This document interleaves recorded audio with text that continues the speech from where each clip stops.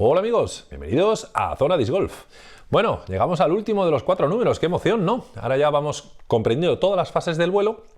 Ya hemos visto que nuestro disco es capaz de volar por el segundo número, por el glide que le llaman, que debía ser lift, que debía ser sustentación, y es capaz de elevarse del suelo, introduce el turn por la precesión giroscópica y vamos ganando altura hasta que llegamos al ápice del disco, al ápice del vuelo, el momento en el cual el disco empezará a caer e iniciar la fase del fade. Cuando nosotros vamos subiendo a esos 10 metros de altura que hemos dicho que vamos a alcanzar, nosotros vamos cambiando nuestra energía. ¿Sabéis el principio de conservación de la energía ni se crea ni se destruye, solo se transforma? Cuando nosotros lanzamos el disco, desde, pongamos que una altura cero, tenemos una energía cinética. La energía cinética es debida a la velocidad del cuerpo. La energía cinética es un medio de la masa por la velocidad al cuadrado. Si tenemos mucha velocidad se va a notar un montón, vamos a tener mucha inercia en nuestro cuerpo, mucha energía cinética. Vamos subiendo y parte de nuestra energía se nos desperdicia en resistencia aerodinámica. Esa resistencia aerodinámica lo que hace es una fricción contra el aire y que se genera un cierto calor, muy poquito, pero se desperdicia esa energía en forma de calor. Pero la mayor parte de la energía se conserva. Cuando nosotros llegamos a lo alto de la trayectoria tenemos todavía energía cinética, bastante menos, porque a lo mejor lo lanzamos a 80 km por hora y ahora va a 30 km por hora, ¿vale? Hemos perdido 50 km por hora por el camino, tenemos todavía energía cinética, recordad que va conforme al cuadrado de la velocidad, pero ahora lo que tenemos es energía potencial. La energía potencial es la que tiene un cuerpo debido a su posición en un campo gravitatorio, en un campo potencial. La energía potencial es masa por gravedad por altura. Entonces, la masa del cuerpo multiplicada por la altura que tenga por la fuerza de la gravedad. Digamos que nosotros gastamos una energía y la invertimos en otra, ¿vale? Es como si tú tienes dinero en dólares y dinero en euros. Al final cambias de dólares a euros, pero tienes dinero, lo tienes de una manera o lo tienes de otra, ¿vale? Hemos invertido parte de nuestra energía cinética, la hemos invertido en llegar muy arriba. Y ahora, cuando el disco empiece a bajar, nos va a devolver esa energía cinética, esa energía potencial, otra vez en energía cinética.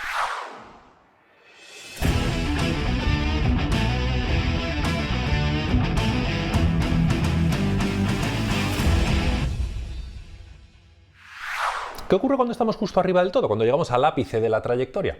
En ese momento el disco ni sube ni baja. Durante un segundito está ingrávido. Está como si estuviera en el espacio exterior.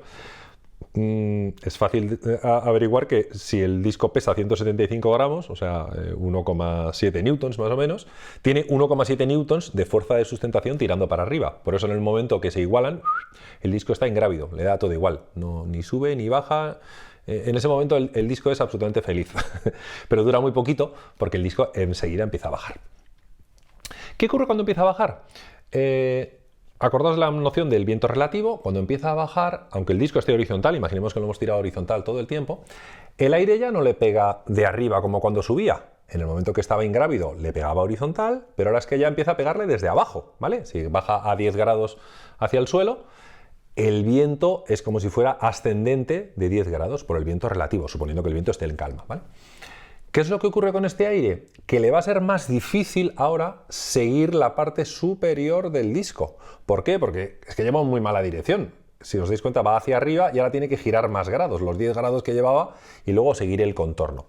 Con lo cual, es más complicado para el aire llegar a la parte trasera del disco sin haberse desprendido. Nosotros queremos un flujo laminar que siga todo el contorno, pero es más difícil. Es probable que se desprenda, que genere un flujo turbulento, con lo cual es más fácil que genere más sustentación en la parte delantera del disco que no en la parte trasera, que es más difícil que el aire llegue allí.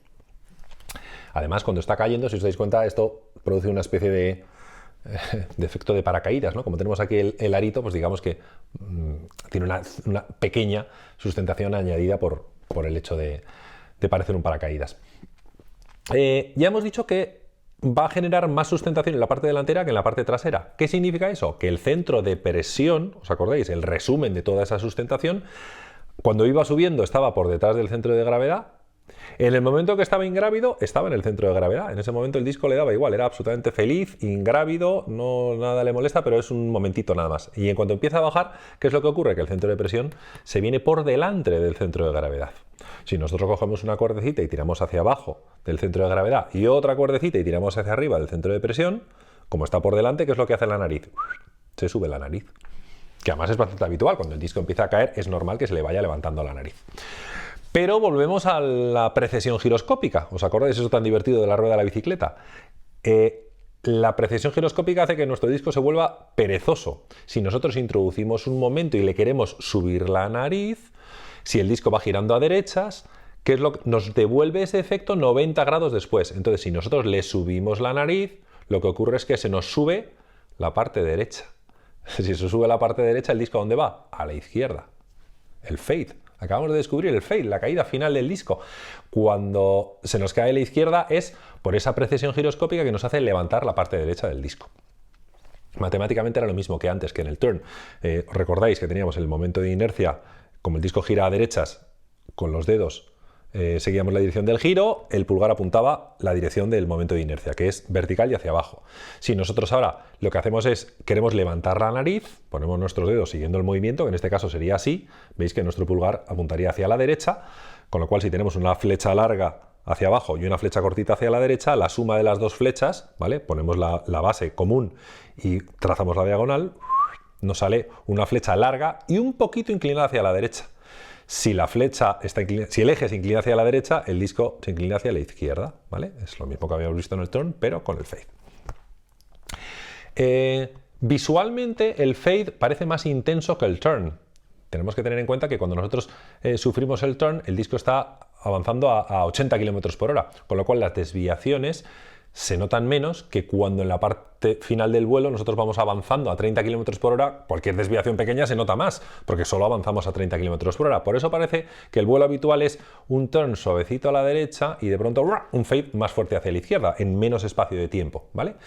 Forma una especie de signo de interrogación el vuelo del disco.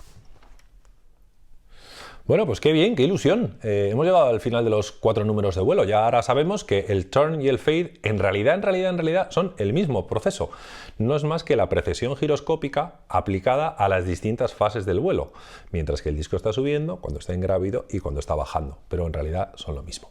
Ahora que tenemos un mejor conocimiento de tanto la dinámica, la mecánica del disco, todo el aspecto relacionado con el giroscopio, como la aerodinámica y la influencia entre ellas, vamos a ver unos capítulos más avanzados, muy divertidos, sobre cómo influyen otras variables en nuestro vuelo. Por ejemplo, pues la densidad de la atmósfera, la temperatura, la humedad, cómo influye el peso de un disco, si es verdad que un disco más ligero llega más lejos, por qué un disco gastado y golpeado vuela distinto y se vuelve más subestable, etcétera, etcétera. Ahora con más conocimiento de causa podemos analizarlo.